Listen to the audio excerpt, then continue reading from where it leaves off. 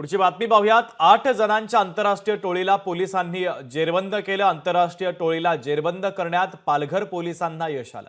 इतर आरोपींचा पालघर पोलिसांकडून आता शोध देखील सुरू आहे।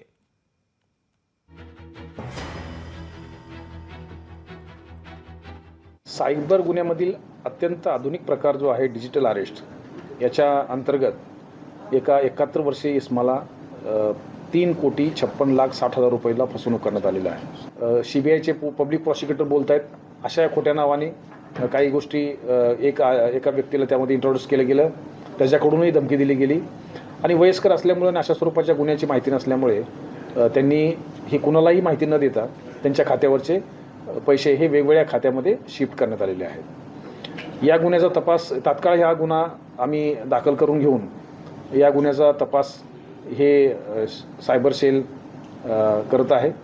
याच्यामध्ये आतापर्यंत 8 आरोपींना अटक केलेली आहे। लोकशाही मराठी ऐका, पहा, जागरूक रहा।